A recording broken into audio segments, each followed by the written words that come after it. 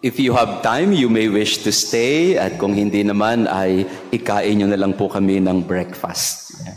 So magandang umaga sa inyong lahat.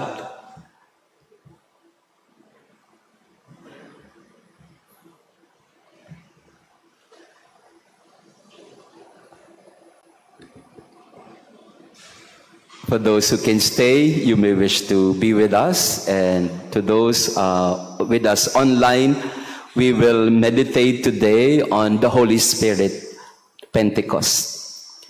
Okay po kayo? Maiksi lang po ito, promise. Yeah. The Holy Spirit. Let us begin with a prayer to the Holy Spirit by St. John Paul II. In the name of the Father, and of the Son, and of the Holy Spirit. Amen. Amen. I ask you to lift up your heart, open your heart to the Holy Spirit, that He may come to us today. I invite you, our online parishioners, to also open your heart. If you wish, a gesture of opening yourself to the Holy Spirit is to open your hands also in the act of receiving the Holy Spirit. St. John Paul II's prayer to the Holy Spirit. Holy Spirit, I ask you for the gift of wisdom to better know you and your divine perfections, for the gift of understanding to clearly discern the spirit of the mysteries of the holy faith, for the gift of counsel that I may live according to the principles of this faith, for the gift of knowledge that I may look for counsel in you and that I may always find it in you, for the gift of fortitude, that no fear or earthly preoccupations would ever separate me from you, for the gift of piety, that I may always serve your majesty with a filial love, for the gift of the fear of the Lord, that I may dread sin which offends you, O my God. Come, Holy Spirit. Come, Holy Spirit.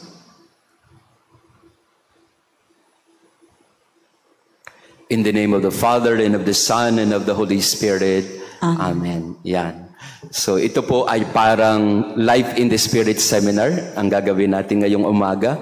At iimbitahan natin ng Espiritu Santo na punuin, puspusin ang ating puso at kalooban para magkaroon talaga tayo ng karanasan ng pagpapanibago. The Holy Spirit is the agent of renewal in the church. The Holy Spirit is the protagonist of synodality. This has been emphasized by the Holy Father, Pope Francis. Without the Holy Spirit, the church would be dead. The apostles would not have the courage to go out to proclaim. Without the Holy Spirit, the church today would have long ceased to exist. So 3 things we would like to do this morning in 5 minutes and 3 hours. How do we talk about the Holy Spirit? He is a spirit. Hindi mo siya nakikitang parang nakikita mo si Agnes na naglalakad, no? Yung maputi na parang dakila o nag-aalab ang mukha, no? You can't see the Holy Spirit walking around us. And you can't talk to the Holy Spirit the way you can talk to me. And we can't hear the Holy Spirit the way we hear my voice, no? So, He is spirit. How do we make sense, and how do we know that it is the Holy Spirit talking to us, or it's the Holy Spirit that is moving us from within? So, how do we talk about the Holy Spirit? Secondly, how do we know the Holy Spirit? Do we have the capacity to know the Holy Spirit or not? And third, how do we communicate and relate with the Holy Spirit? Paano tayo makipag-usap sa Kanya, o paano natin malalamang siya ang kausap natin? So 3 things. How do we talk about Him? How do we know Him? How do we communicate to Him? We talk about the Holy Spirit by way of metaphors. Metaphoris, dalawang salitang Griego na ibig sabihin ay dalhin, patawid.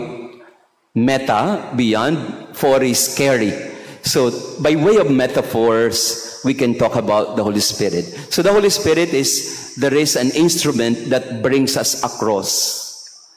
So, a metaphor is something that is visible, visual, something understandable, for our human mind, but it brings us beyond. Like this candle before me, the metaphor of the candle of Easter. Who is Jesus in Easter? The main symbol and sign in Easter of Jesus is the Paschal candle. In what way? Of course, Jesus is not a candle like this, but a candle in the sense that he gives us light of faith. So that's a metaphor. A metaphor is a language that we use in order to speak of the Holy Spirit because we can't fully understand the Holy Spirit. So where do we find it? Number one, for example, in Genesis chapter 2 and 7. Genesis chapter 2 verse 7. The breath of God. In Hebrew, ruah. Ruah. The breath of God. So ang ating pag-unawa sa Espiritu Santo ay siya'y hininga. He is the breath of God. In Genesis chapter 2 verse 7, the Lord God formed man out of the clay of the ground and blew into his nostrils the breath of life. So hiningahan ng Diyos ang tao at binigyan niya ng kanyang spirito. So he is ruha, ruha. Ruha meaning breath. Hingahan nyo nga yung katabi nyo. Wag na lang siguro, no? Baka wala na matira dito, no? So ruah is the breath. That's also what we can find in John chapter 20 verse 23, when Jesus, before departing and ascending to the Father, he gave them the Holy Spirit. So in John chapter 20:23, we hear, receive the Holy Spirit. If you forgive men's sins, they are forgiven. If you hold them bound, they are held bound. And then the Lord breathed unto the disciples, giving them the Holy Spirit, his own Spirit. The breath of Jesus is the Holy Spirit. So by way of metaphor, we can say that the Holy Spirit is a breath. He is hininga. Ruah in Hebrew.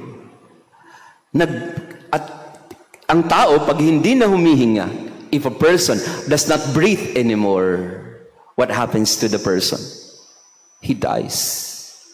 So the Holy Spirit is the principle of life in the sense that the Holy Spirit is the breath of God that gives us life. This is the breath that gave life to Adam, and this is the same breath of God that we receive, the Holy Spirit. Kaya nga po, sabi ng mga theologians, every human inhalation is a divine exhalation. So inhale, exhale, relationship between us and God. Ang bawat inhalation ng tao is in reality an exhalation of God. When God exhales His Spirit, we inhale it and we receive His breath, His Holy Spirit. And when we exhale, yan, puro toxic ang nilalabas natin, no? Kaya tuloy ang tumi-dumi ng paligid natin kasi bad breath tayo, no? In other words, masyadong toxic yung nanggagaling sa loob. But every human inhalation is a divine exhalation. Sweet breath of God is the Holy Spirit. Ang sarap langhapin. So, hindi Jollibee ang original langhap sarap. Ang original langhap sarap ay ang Espiritu Santo. Kasi siya yung nagbigay ng hininga sa sangkatauhan. Another metaphor that is used in the Bible, a silent sound. Ironic metaphor, silent sound. Sound, pero silent. Silent, pero may sound. How do you make sense of that? You find that in 1 Kings chapter 19, 11 to 12. Then the Lord said to Elijah, go out and stand on the mountain before the Lord. The Lord will pass by. There was a strong and violent wind, rending the mountains and crushing the rocks before the Lord. But the Lord was not in the strong wind. After the wind, an earthquake, but the Lord was not in the earthquake. After the earthquake, fire, but the Lord was not in the fire. After the fire, a light, silent sound. And Elijah went out of the cave, and he knew it was the Lord. God speaks to Elijah in this silent sound, in this soft breath, gentle wind, or gentle breeze that touches his face. A silent sound. That's the Holy Spirit. Banayad na hangin. Banayad na naririnig pero hindi naririnig. Nararamdaman pero di nakikita, pero totoo siya. A sound that is silent. Metaphor. So from the ruah, which is the breath of God, to a silent sound. And in the New Testament, the metaphor used oftentimes is a descending dove, kalapate. Kaya nga dito sa atin, no? That's how we depict the Holy Spirit. Yun, nasa taas. The Holy Spirit is a dove. Where do you find that? Where do you find it? Matthew 3:16, Luke 3:22, and John 1:32. Matthew 3:16, after Jesus was baptized, he came up from the water, and behold, the heavens were opened for him, and he saw the Spirit of God descending like a dove, and coming upon him. Luke 3:22, and the Holy Spirit descended upon him in bodily form like a dove.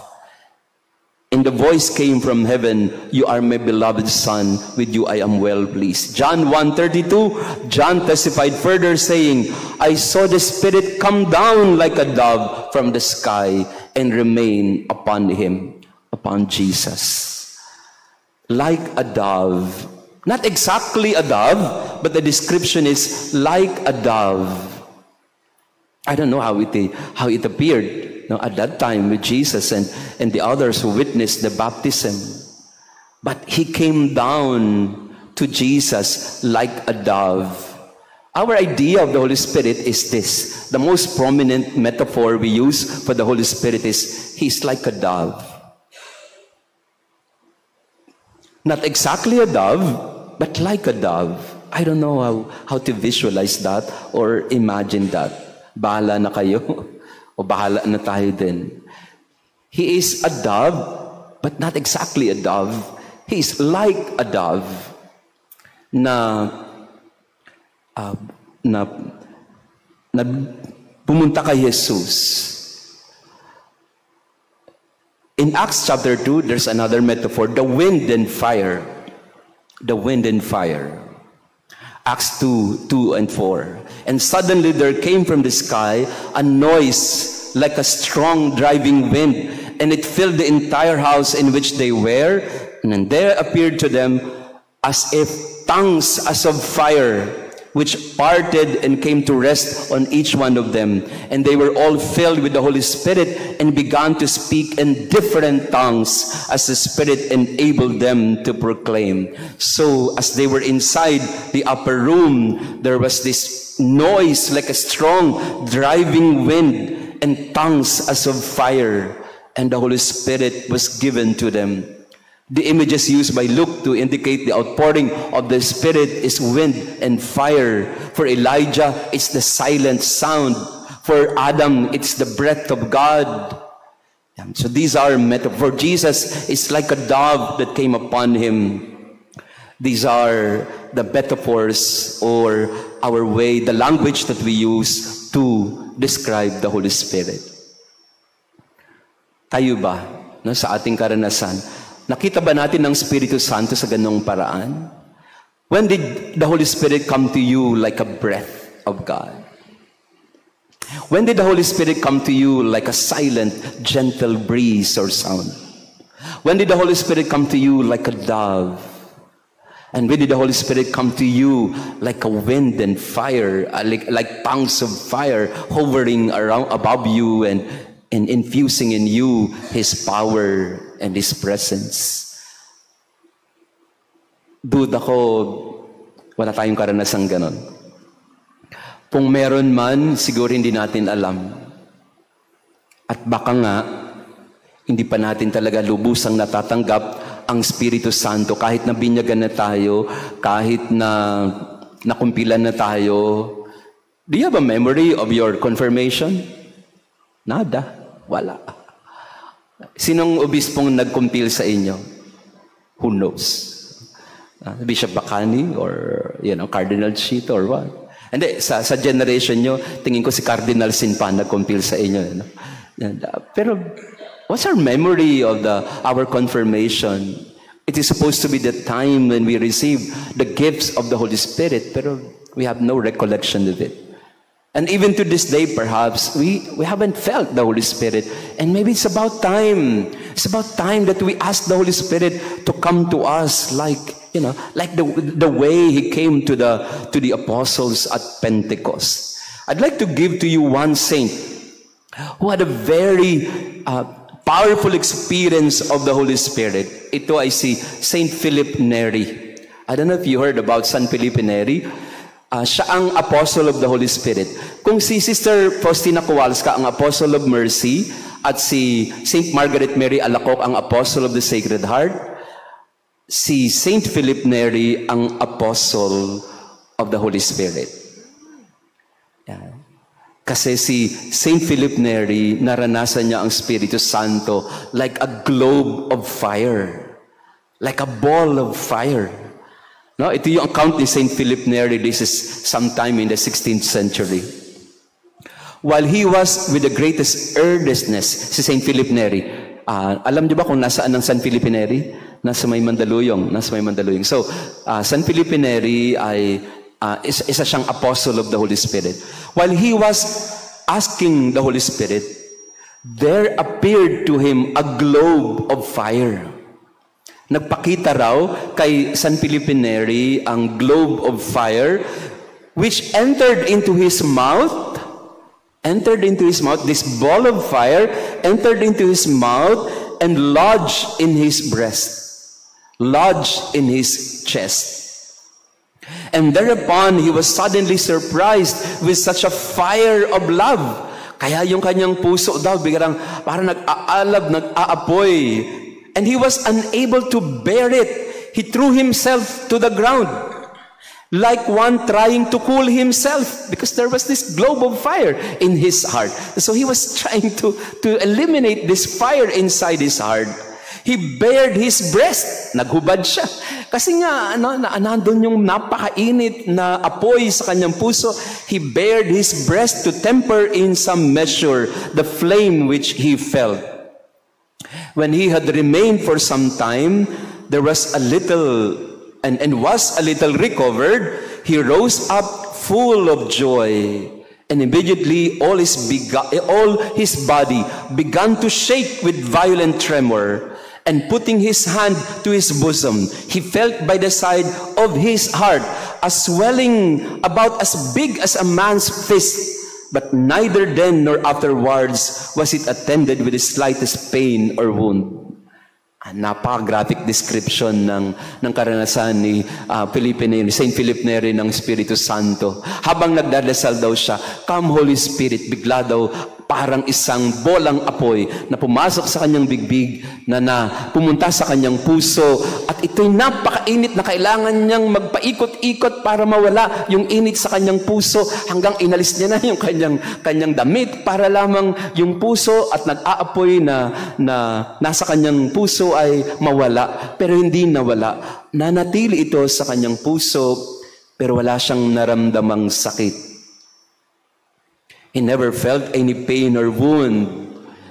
There was just this flaming ball inside his heart. A swelling as big as a man's fist in his heart. Yan. Kaya si Philip Neri ay tinatawag na apostle of the Holy Spirit.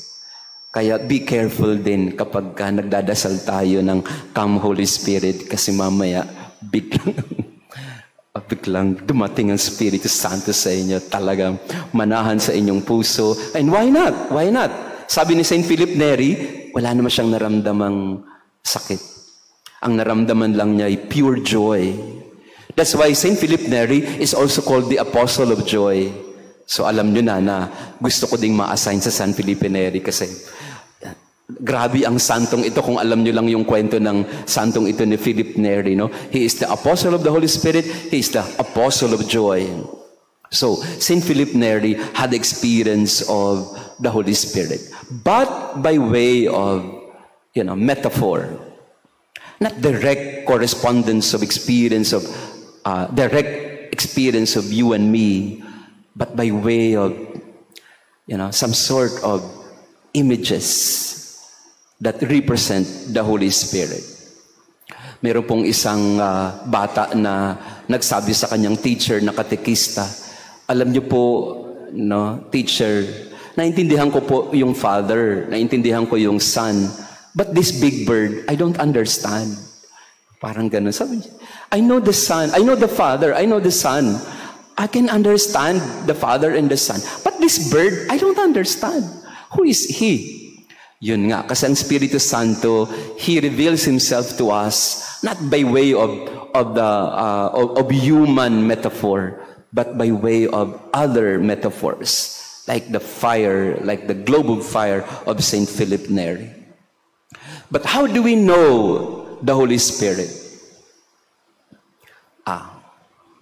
We will not know the Holy Spirit by His appearance, but we will know the Holy Spirit by His movements. Sa galaw ng Espiritu Santo, we will know Him.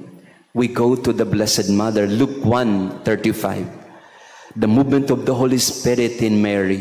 And the angel said to Mary, the Holy Spirit will come upon you, and the power of the Most High will overshadow you. And therefore the child to be born will be called Holy, the Son of God. The Holy Spirit will overshadow you. Overshadowing. Ano pong ibig sabihin ng overshadowing? Shadow, overshadow. Overshadowing is lililiman ka. Hindi hilililiman na parang manok, no? Kundi ikaw ay, I don't know how to describe it, but the Holy Spirit will be poured into you. The Holy Spirit will fill you up. Minsan po may nagpunta po dito na nagpa-pray over po sa akin dito sa relic ni Santa Maria Goretti and Saint Ezekiel. So, papunta pa lang po ako, dala ko yung relic. Ipipray over ko pa lang po siya. Bigla siyang natumba. Kaya I'm very, very, natakot po ako noon kasi biglang natumba si nanay. I don't know. Leia, kumusta na si nanay? Okay na siya, no? She's okay, no? Natumba kasi siya bigla. Wala naman akong kinalaman. Nung tinanong namin siya, ba't siya natumba? Wala naman akong ginagawa sa kanya. Kasi Father, parang, bigla, parang kayo po, nakita ko si Lord sa inyo. No? Parang, daw po, biglang, ang description niya, parang nagliwanag daw yung mukha ko, tapos parang nanghina ang tuhod niya nang lumapit ako. Sabi ko, baka naman si Beelzebul lang nakita mo. Hindi talaga yung Espiritu Santo, no? Kaya ka natakot, no? Pero, minsan sa charismatic, no? Sa mga undergoing Life in the Spirit seminar, that's how they experience the Holy Spirit. They are so overwhelmed, outpouring of the Holy Spirit, and they just, can't resist the Holy Spirit. And a lot of times, they get slain by the Spirit. I don't know kung naranasan nyo na po yun, being slain by the Holy Spirit. I haven't, and I haven't experienced it yet, but there are many of you who experience it, and I know you can describe it to me also, especially those in the charismatic movement, being slain by the Holy Spirit. But it's not a requirement. It's not a requirement na para ma-receive mo yung Holy Spirit, dapat may slain ka. Hindi po. Minsan kasi yung marami po akong kilala na, Father, hindi po na dumadating yung Espiritu Santo sa akin. Bakit? Kasi hindi pa ako na-slain, hindi pa ako nahihimatay. Hindi ho requirement na mahimatay ka. No? At sinabi ko pa nga sa kanila, alam nyo, yung mga nahihimatay, pagka pinipray over, ibig sabihin lang noon, makasalanan ka masyado. Ngayon, hindi na siya na-slain. No? Yeah. So, being slain by the Holy Spirit is not a requirement for you to receive the Holy Spirit. No? There are many experiences of it. But for Mama Mary, the description of Saint Luke is she was overshadowed by the Holy Spirit. And then the Immaculate Conception. The conception of Jesus was initiated with the outpouring of the Holy Spirit. The same thing is given to us in Acts 2. Ito po yung magandang tandem. Si Saint Luke, yung panimula ng kanyang mga sinulat, si Saint Luke kasi ang nagsulat din ng Acts of the Apostle. Ang simula ni Saint Luke ay outpouring of the Holy Spirit to Mary, giving birth to Jesus. Ang Acts of the Apostles, nagsimula, outpouring of the Holy Spirit to the church, giving birth to the church. So yun ang parallelism ni Saint Luke. In the Gospel of Luke, Mary was given the Holy Spirit, giving birth to Jesus. In the Acts of the Apostles, the Holy Spirit was given to the church, the birth of the church. In Acts chapter 2, verse 3 to 6, then there appeared to them tongues as of fire, which parted and came to rest on each one of them. And they were all filled with the Holy Spirit and began to speak in different tongues as the Spirit enabled them to proclaim. So this is the idea of filling up. The Holy Spirit fills us up. That's why if you are so full of yourself, the Holy Spirit cannot come and fill you up. There must be some emptiness in you, emptiness of pride and arrogance and selfishness, so that we can be available for the Holy Spirit. So the Holy Spirit comes to us as some sort of a refiller, filling us up. But you have to be empty so that the Holy Spirit can fill you up. In 1 Corinthians chapter 12, verse 13, for in one Spirit we were all baptized into one body, whether Jews or Greeks, slaves or free, we were all given to drink of one Spirit. Again, the metaphor and movement is outpouring, indwelling, stirring us from within, drinking from the well of the Holy Spirit. We are all filled up by the Holy Spirit. So, if we may be very graphic and concrete about it, the Holy Spirit's movement is always stirring us from within, filling us up. He fills you up. He fills the gaps. He fills the loneliness. He fills up all that is empty in us so that we can be pregnant with the gift of the Spirit. And the gifts of the Holy Spirit are given to us by way of Pentecost. And Pentecost is not a one-time, big-time event. The Holy Spirit is given to us time and again. So ang tanong nila, Father, bakit kailangan lagi nating hinihinga ng Espiritu Santo na pumunta sa atin? Di ba tinanggap na nga natin ang Holy Spirit nung tayo ay nakumpilan? Bakit nawawala ba ang Espiritu Santo sa atin? The answer is yes. We lose the Holy Spirit because a lot of times, first, we don't believe in the Holy Spirit. Secondly, there is a leak in us. Kasi nga, ang imagery is filling up, di ba? Pagka pinupuno mo ang baso, pero kung ang baso ay puro butas, mapupuno ba siya? Hindi. Hindi mag-stay ang Holy Spirit kasi butas-butas ang iyong puso, kaluluwa at kalooban. So you need to be filled up time and again. So the Holy Spirit needs to be summoned again and again. He is not a one-time, big-time visitor. Do you get this? Why is the Holy Spirit summoned time and again? Father, di ba na-receive ko na yung Holy Spirit? Yes, you did. Pero pinakawalan mo eh. Ilang beses nang ang Espiritu Santo ay nanahan sa'yo, pero pinapakawalan mo din. Bakit? Kasi meron nga tayong mga gulag-gulanit, sira-sirang mga puso't kaluluwa at kalooban na hindi makapanatili ang Espiritu Santo kasi sira-sira tayo o kaya punong-puno tayo ng ibang bagay at sarado tayo sa Kanya. So, the image of filling up, that's the Holy Spirit. You need to be filled up. Kaya yung mga nag-e-exam, no? Ng mga kabataan, lalo na yung mga nagbo-board exam, summon the Holy Spirit. Holy Spirit, give me your wisdom, understanding, knowledge. Holy Spirit, give me the answer. Or sasabihin mo sa Holy Spirit, give me give me supersonic eyes para makita ko yung sagot ng katabi ko, no? Para wag naman ganyan, no? Wag ganung Holy Spirit, come, give me wisdom and understanding and knowledge. So, anong gifts of the Holy Spirit? We find it in Isaiah chapter 11, 2-3. The Spirit of the Lord rests upon him, a spirit of wisdom, of understanding, a spirit of counsel, of strength, a spirit of knowledge and fear of the Lord. 1 Corinthians 12, 3-11. And no one can say Jesus is the Lord except by the Holy Spirit.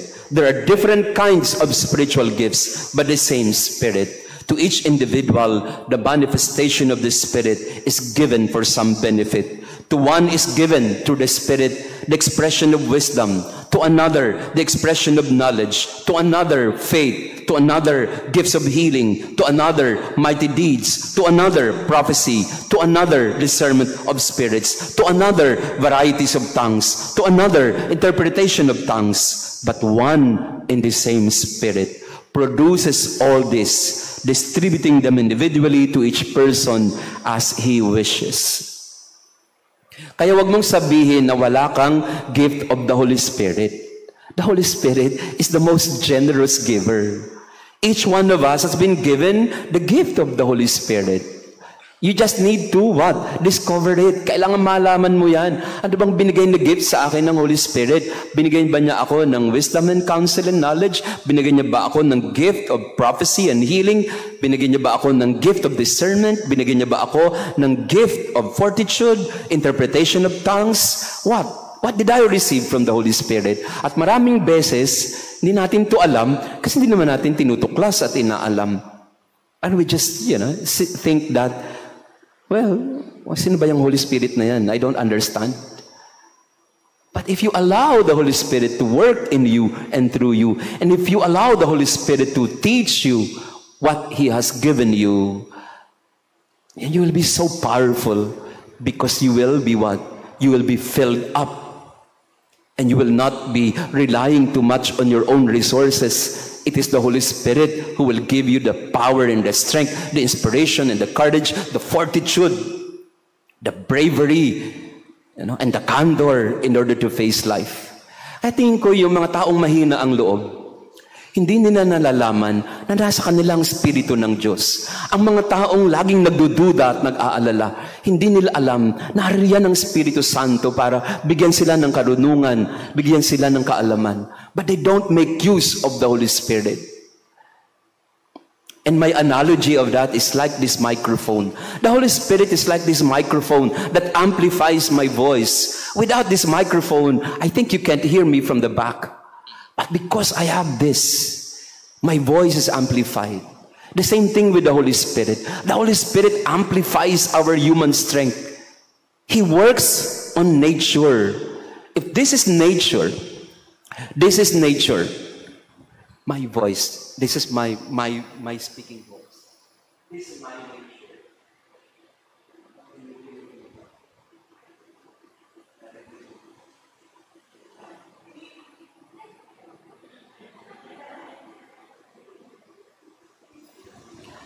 You can't hear me. Why?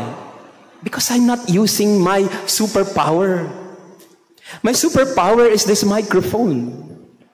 This, in one way or another, is like the Holy Spirit. I have my own human strength. Nakakapagsalita ako. Pero maririnig niyo ba ako? Kung wala ito, same thing with the Holy Spirit. So we must allow the Holy Spirit to be found and to fill us up. Father, ang hirap-hirap naman yan. Ano ba talagang gifts ko?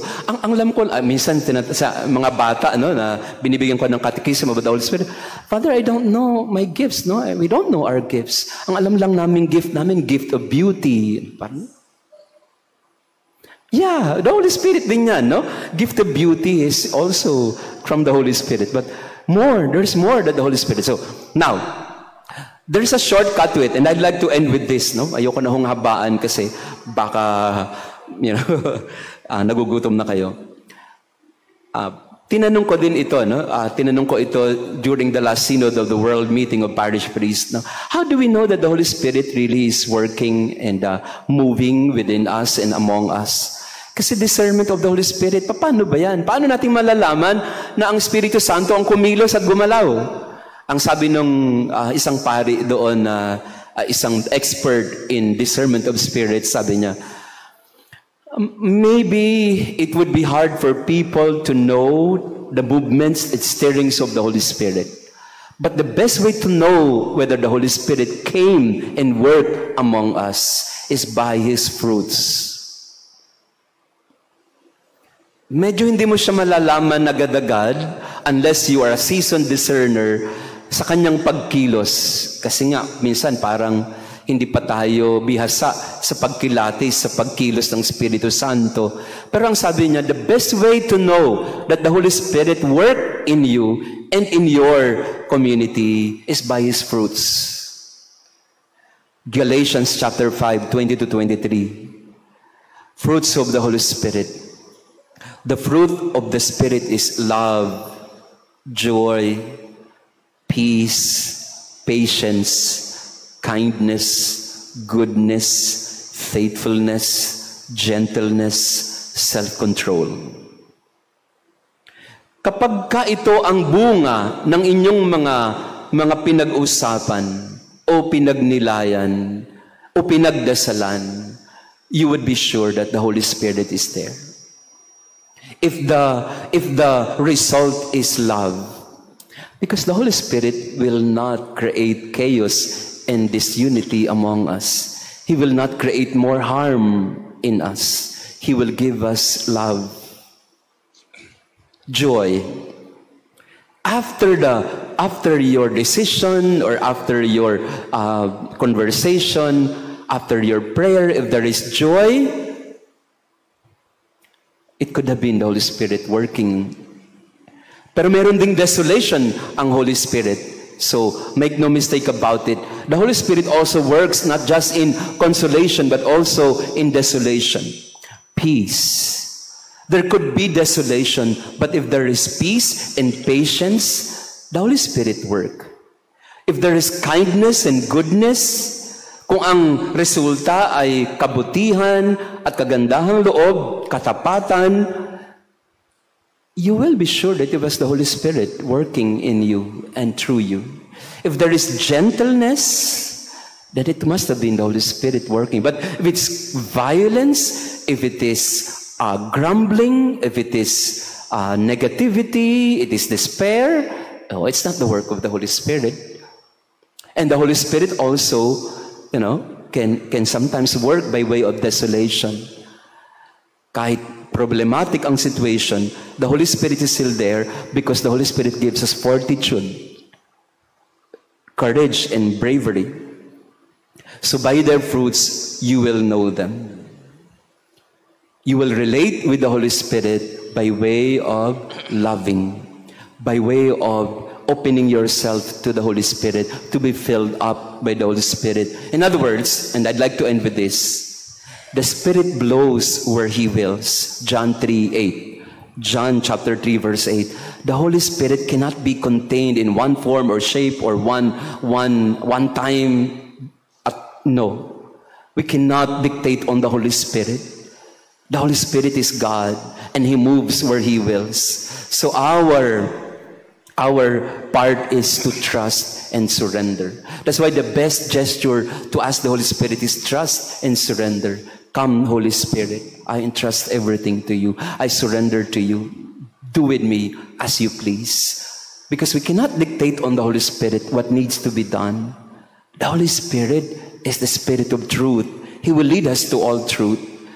We need to humble ourselves before Him, and we need to entrust everything to Him and to His will. Amen? Yan. So, tama na muna yun. No? Ang dami nating nasabi about Holy Spirit. Pero let us summarize. How do we know the Holy Spirit? By way of metaphors, we can talk about the Holy Spirit. But we can't really contain the Holy Spirit because He blows where He wills. How do we relate with the Holy Spirit? By way of trust and surrender. But how do we know it is the Holy Spirit working? By the gifts that we are given: wisdom, understanding, counsel, knowledge, piety, fortitude, fear of the Lord. By way of His fruits, if there is joy, peace, kindness, gentleness, if there's love, the Holy Spirit is there. And you will know that the Holy Spirit is with you. If, like St. Philip Neri, there is something within you that is so powerful that it cannot be contained. It needs to be expressed and to be shared. Especially if it is the love of God that is in you, it cannot be contained from within. It needs to be shared with others. If it's the Holy Spirit that is in you, you will not be afraid of anything, because the Holy Spirit is your advocate. The Holy Spirit is your lawyer and protector. He is your Parakletos, the Paraclete that defends you, that empowers you. So, as the Holy Spirit filled up, overshadowed the Blessed Mother, her fear was taken away. As the Holy Spirit came upon the disciples, their fears went away. They went outside to proclaim the good news to all. So come, Holy Spirit, fill me up, fill me up. That's our prayer for today. Amen. In the name of the Father, and of the Son, and of the Holy Spirit. Amen. This is the prayer of St. John Paul II again, of the Holy Spirit. Holy Spirit, most welcome guest of our hearts, reveal to us, prepare our hearts to celebrate in faith, in hope, which does not disappoint, in love, which seeks nothing in return. Spirit of truth, you who search the depths of God, memory and prophecy in the church, lead mankind to recognize in Jesus, the Lord of glory, the Savior of the world, the supreme fulfillment of history. Come, Spirit of love and peace. In the name of the Father, and of the Son, and of the Holy Spirit. Amen. Maraming salamat sa inyong pagdalo sa ating SMG Word, Scripture Message from God. Hopefully, we learned something about the Holy Spirit today. I invite you later, in your prayer, invite the Holy Spirit. But be ready if He comes like a ball of fire. Be ready when He comes. Maraming salamat. Good morning, everyone.